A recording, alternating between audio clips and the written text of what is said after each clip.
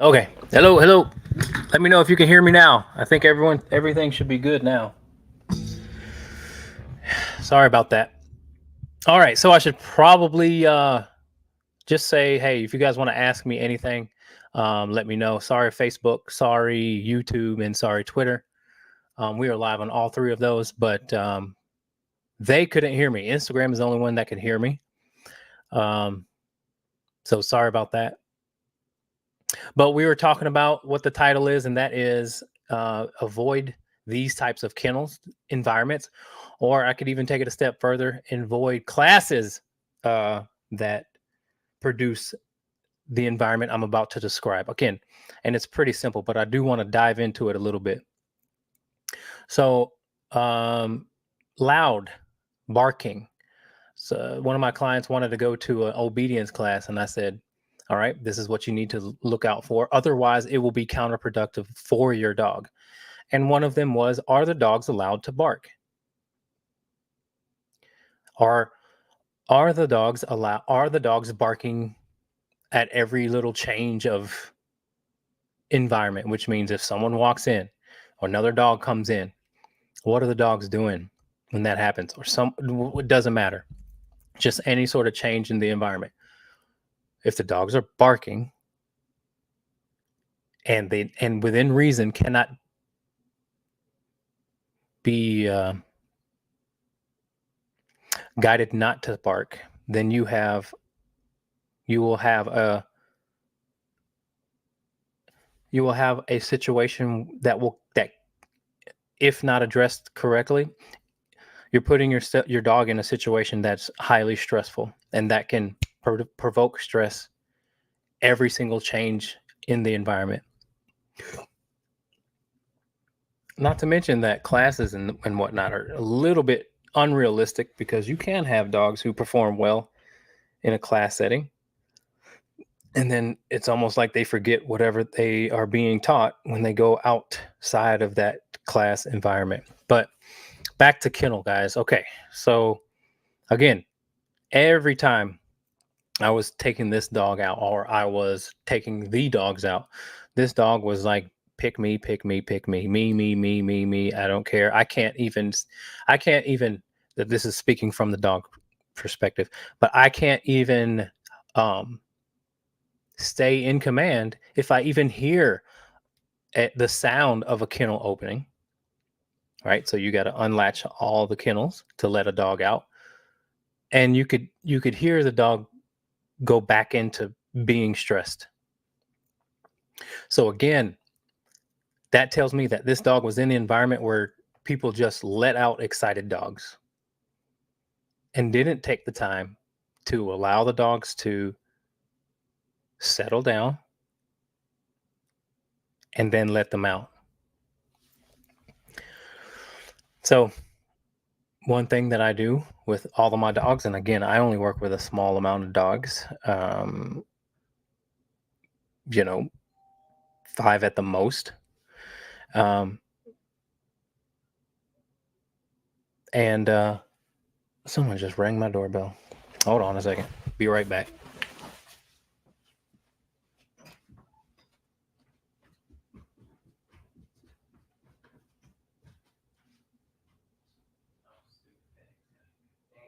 I thought that was you.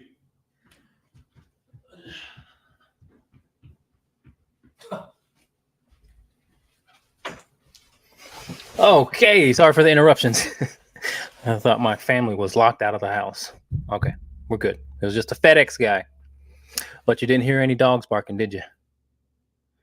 Okay, so anyway, yeah, guys, I just wanted to come on here and briefly talk about that. Man, I feel bad for dogs who, and then this was a good dog that I'm talking about. This was a good natured dog. You can tell this dog was bred very well. This dog was bred to work with the human. And according to the owner, it wasn't working with the human at all. But I think it had developed such a reactive mindset through this kennel and through this training, because some of those hunting dogs can go to kennels for months um, of training. So again, you're subjecting your puppy to an environment that is barky, barky, barky, barky, barky. And for dogs who, I mean, and for people who have companion dogs who hunt, or even dogs who are hunting dogs and companion dogs, which just means this: some people have hunting dogs and, or excuse me, some people have companion dogs who hunt very seldomly. And then some people have hunting dogs who hunt, hunt, hunt, hunt, hunt, and want to be kept as companion dogs. Sometimes it's just tough. But this guy, this dog that I'm talking about, this dog was a hunter, hunter, hunter, hunter, hunter. As a result of this kennel environment, this training environment, negative, in my opinion, the dog became um, not so much a companion dog, but it was a hunter. But honestly, let's say that I had kept this dog, I had trained this dog from puppyhood. You can tell it wants to work with the human. Like, there are some hunting dogs that just hunt, they don't give a darn about their owners. Just like no soul. They're just hunting machines. So this dog was painted in that light. And I was very pleasantly surprised that this wasn't the case for this dog. This dog was very present, and it didn't take much for me to see that. This dog was very present. And what I mean by that is the dog definitely uh, was easily reached, was easily, uh, yeah, was easily reached when you asked for certain behaviors. It looked to me as to say, did I do this right? Is this what I'm supposed to be doing? And when you have that maniac type hunting dog, they don't give a darn about that. Um, so be careful, guys, of where you kennel your dog. If the place is loud, if the place has a lot of dogs, it's probably going to be loud. I wouldn't put my dog in that situation. I wouldn't put my dog in that environment.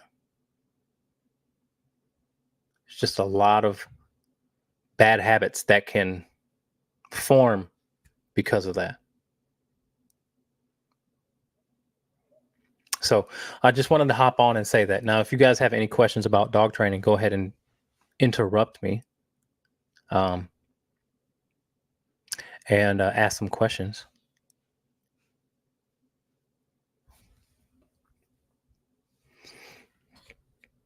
Here's what I think too, guys. It's pretty clear to me that most people's issue, most people's challenges come from of the same source. And that same source can be uh, related to us too. And that is the dog having too many choices too soon.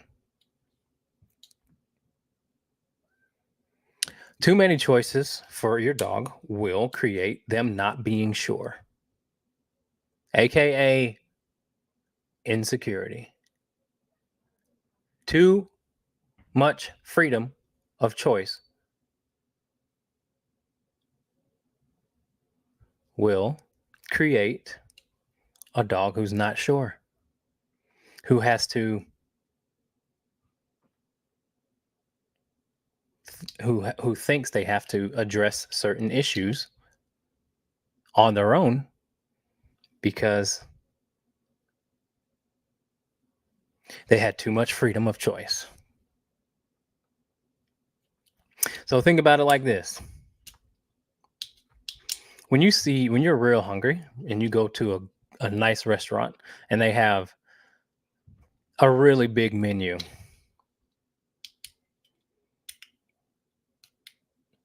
what happens? It's hard to choose, isn't it? You're not sure because you have too many choices. People who work in the restaurant industry who make maybe menus would probably agree that it's probably best to have a few good ones instead of a lot of choices. We don't do well with too many choices. We don't, even as humans. It makes us unsure. Isn't that crazy? How if you, as a dog owner, can be who you are, which means the dog is sure about who you are, the dog doesn't have to like you.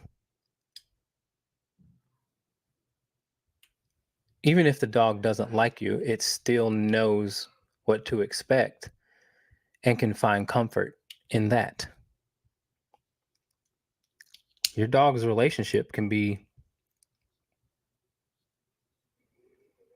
better if you, as the owner, are consistent with who you are. And that looks like having rules that aren't broken. They aren't often broken. The dog it becomes sure. Well, I can't do that. Okay. And as a result, the dog respects you and starts to trust you. But if they can just wiggle their way out of, well, here's a prime example. A dog getting their nails cut. They don't like their nails cut. My dog doesn't like my nails to be cut. Your dog has a problem standing still when you tell him to stay. That's the issue. Oh, there's a couple of issues, but that's one of the ones. Your dog has an option to stop it. Your dog has the option to be like, I'm done, and that's what I mean by too many choices. You're trying to do something that is good for them. They figured out that if they do this, they won't experience any discomfort, so they'll choose to stay in comfort, despite that being good for them.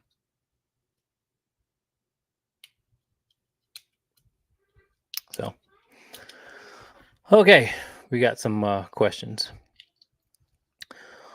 Can you cover peeing in the house? Male. If a dog is peeing in your house,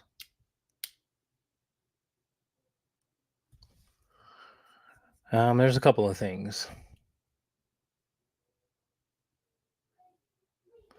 I mean, because there's females that do it too, but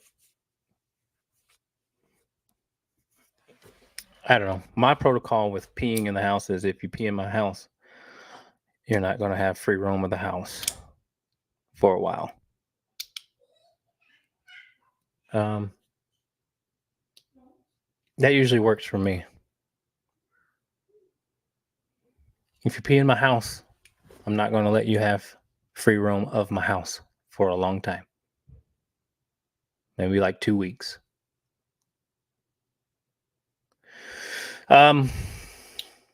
Also, check your dog's level of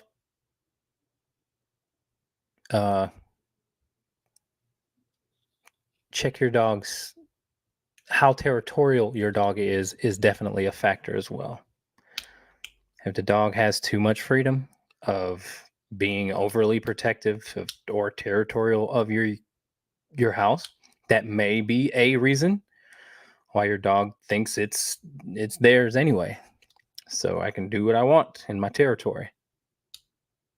So I see that a lot when people call me about that. And that would help. If you some dogs pee because of their as a way to alleviate anxiety. So you should probably address that. See, I'm a behaviorist, and I'm going to resort to what I think behavior wise uh, could be fixed first. Vets would probably have a different opinion about that. Um, so I am under the impression that separation anxiety needs to be checked when it comes to peeing in the house, and how territorial your dog is also is a factor. Let's start there. So I'll address those two before I address things like neutering, but also keeping your house clean. That'll help.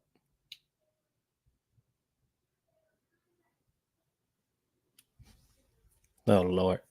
Um, yeah. So that's that. If you'd like me to go more into it, I can, but yeah. Okay, Tracy says, how do I get Dax to stop wanting to chase deer? I've given very harsh voice and collar correction, and he still wants to chase and bark at the deer. Any suggestions? Yeah.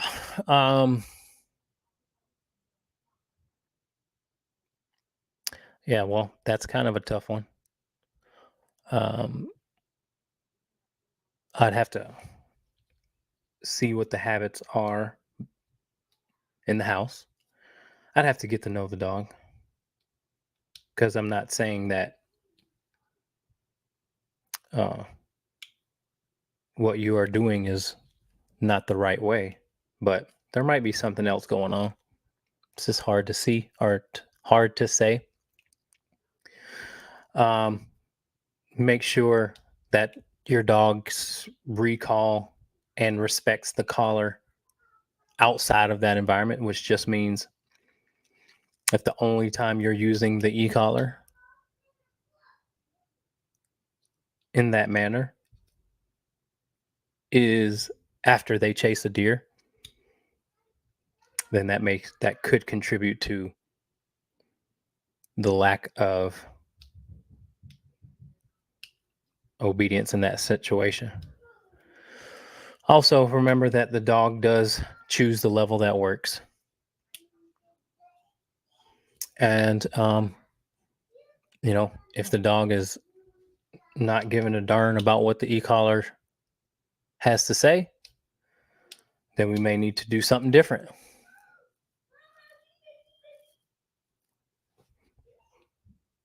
So, no e-collar, only on walks around the block. Oh, so have you tried the e-collar when the dog is chasing the deer?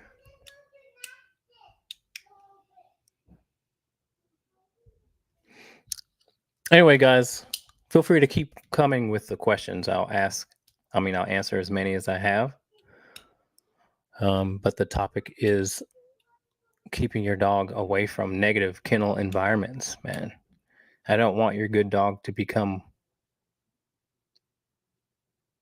not as good as they could be because we put them in situations that are counterproductive to their development. Okay. Can you cover car manners, specifically dog barking / growling at school drop off?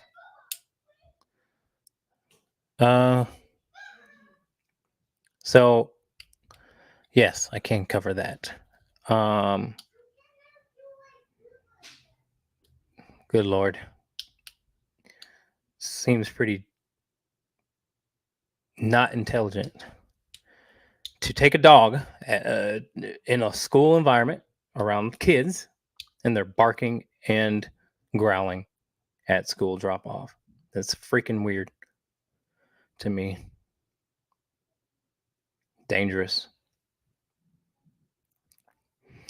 In my opinion, and this is going to be an unpopular one, and I can also admit that I'm very guilty of it when I first had a dog. But when your dog is in a car, it's not good to have your dog hanging out the car.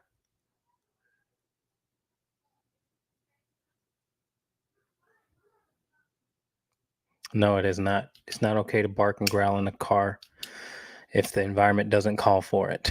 I disagree. There's kids. So that means you're going to allow your dog to bark and growl and exhibit aggressive behaviors around kids? What if the kid opens the door? What if the dog gets out of the car?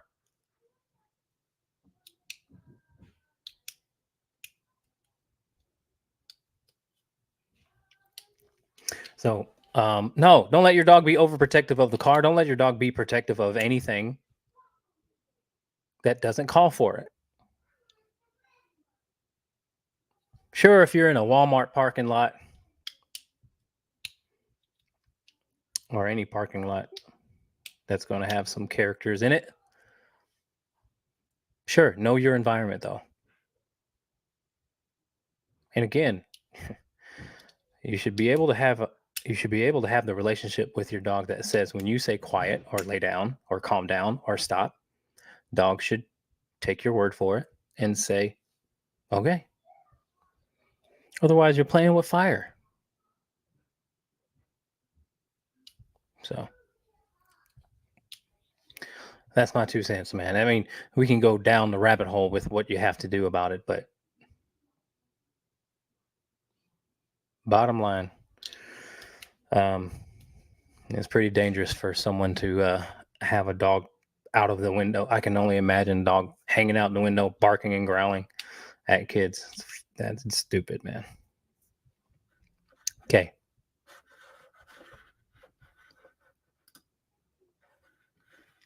All right. Kelly says dog has severe separation anxiety. Was managed by meds, but no longer helps. Now need to kennel for safety, but she panics. Yeah, I mean, this is a good podcast for you then. Yeah. How do I kennel her or ease her into kennel with less anxiety? Well, first and foremost, you got to make sure that the dog is tired.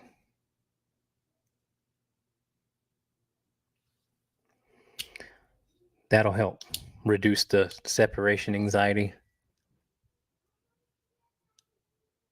by a large amount. Make sure the dog is tired before you put it in a kennel. And you should be practicing kennel behavior at home with you every day.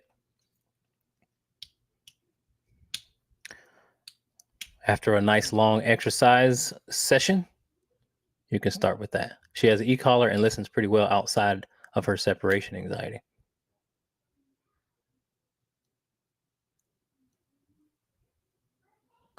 Okay. Well, then this should be pretty simple for you. Or we'll see. So, the easiest way to deal with separation anxiety is to have your dog listen to you while it's in the kennel.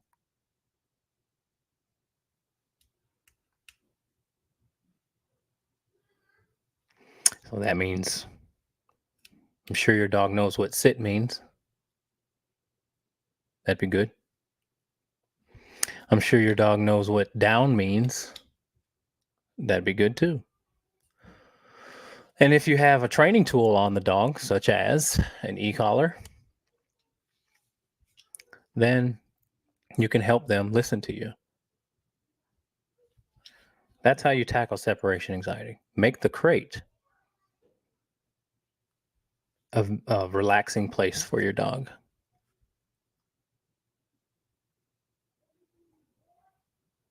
Make sure the dog's needs are met.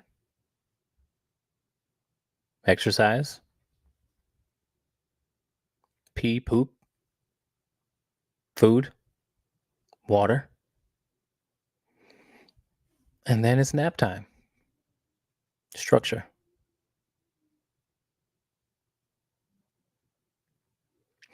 Never let out a dog. Never, once the dog is in the kennel, Never let the dog out, an excited dog out, a pushy dog out, whining, standing up at the edge of the kennel. Let me out, let me out, let me out. Never let that dog out.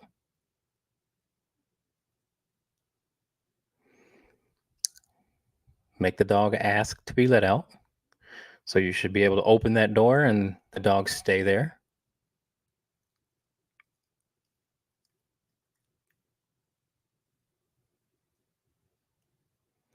Yeah, well, that's because she has too many, not enough guidance. She will whine and pant in the crate and pant for hours and hours. That's because she has too many choices in the crate. Limit her choices. Do not let her stand up. Always in a sit or a down. And then again, if you get that exercise right, then the exhaustion will overcome the need to be out. So they're going to say, here's the thought process. Put the dog in the kennel right away after you've taken a dog for a long walk or a lot of exercise. Dog daycare would be good because they will absolutely fall asleep. But you put the dog in the kennel, tell the dog to sit, close the gate, close the door, walk away. If the dog stands up, put the dog in the sit. Dog won't whine if it sits and or lays down. If you can get your dog to down in the crate, you're golden. But I mean down and stay, not for 2 seconds, and not with a reward. They'll always sit, and most people sit, and when the butt hits the ground, good job, and it's like that doesn't work. Let the dog do it for 10 minutes. But you shouldn't really even be talking sweet to the dog in the kennel anyway, because what does that do? It gets them excited, reigniting the separation anxiety. So limit the baby talk in the kennel. Only talk to the dog. Only give the dog directives in the kennel. Sit, down, stay, and walk away.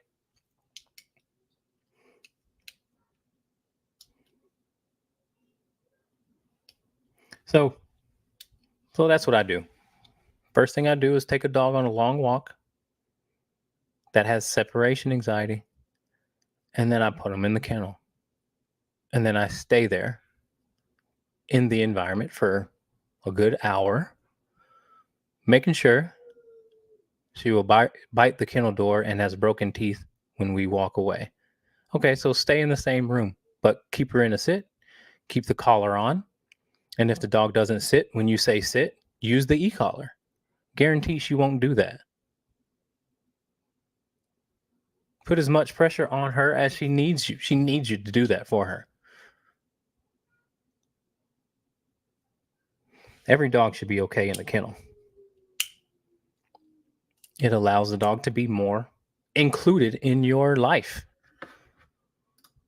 If you can keep your dog quiet in the kennel, and they know that the kennel is a nice, calm, quiet environment, then you can take the dog more places.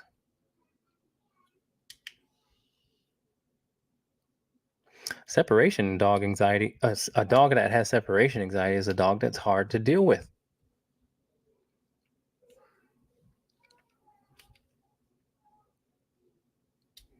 So just make sure that you're giving them more guidance. It's just telling you the dog needs more guidance. Dog needs to be told what to do more inside the kennel or any area where the dog struggles. More guidance. Teaching a dog what not to do. Don't stand up in the crate. Don't whine in the crate. Don't press your nose. Don't even let the dog touch the crate with its nose. Be there for the dog. It needs you to. Because that's strong. If she's biting the kennel and broken teeth, that's very strong. But if the dog knows what sit means, truly knows what sit means, the dog will choose to listen to sit versus its own anxiety. So I've done it with hundreds and hundreds of dogs. My kennels are 10 plus years old, and I've worked with, I don't say no to any dog, no matter how bad their anxiety is. I've had dogs that will chew through drywall, chew through garage doors. I mean, I've had it all. And what I'm telling you will work. But they have got to listen when you say sit or down. That's the problem. Or stay, even.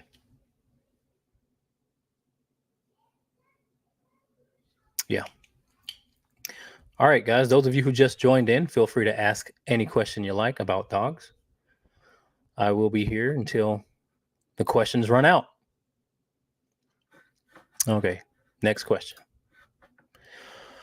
My dog loves to play with toys. He's not toy aggressive and can play with other dogs and humans, but he shakes his toys to the extreme. Every time we just touch the toy, if we do not say drop, he shakes it harder than I've ever seen a dog shake. Is this normal or okay behavior?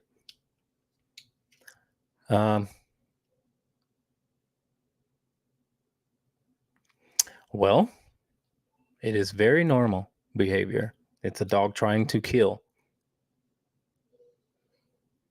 which is very natural. Probably more pronounced in dogs that have a higher need to hunt, a higher level of prey drive.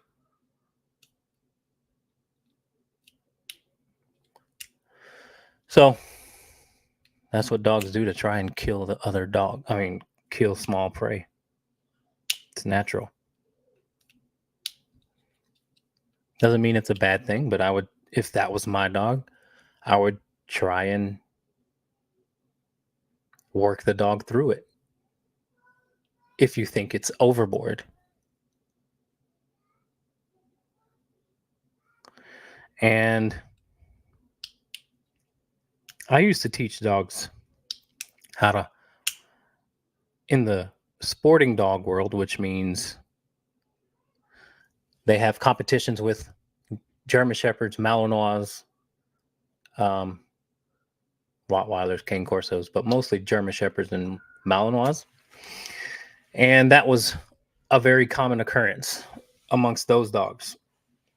So what we did was we taught them what they call calm grips. So that means you should be able to grab whatever the dog has in its mouth and it become calm when you grab it.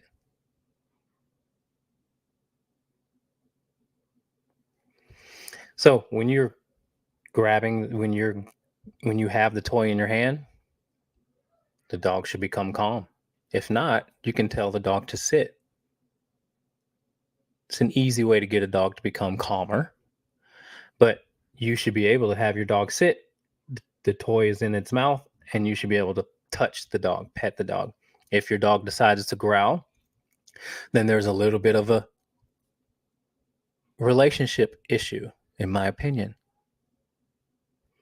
The dog should not be growling unless it's one of those growly dogs. But for the most part, dogs growl because they have a lack of respect for you and or they're nervous about you. But if it's your dog, then the former is most likely. So yes, you can teach your dog no matter what to be respectful about playing with toys.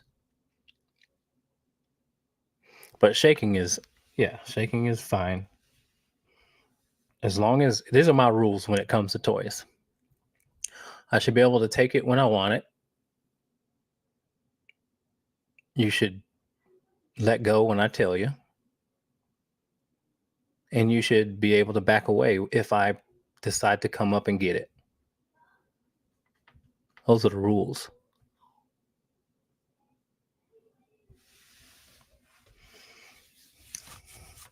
And then ask for it too. Don't just assume if I have something in my hand, you can grab it. be respectful. That's it.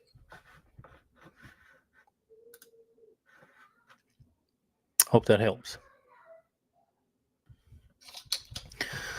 All right, guys. Hey, any last questions about anything? Please feel free to ask. You can ask more than one question too. You don't have to ask just one. The first probably 10 minutes of this episode that had no sound on, so I apologize about that. I unplugged my daggum mic. So my apologies. Okay. Well, I think that'll do it. I just want to hop on here, guys. I want to make sure that my community has a place where they can ask some questions, simple or complex, doesn't matter. But all right, guys, we're gonna hop off here. I appreciate you guys watching. We'll see you in the next one. Have a great day.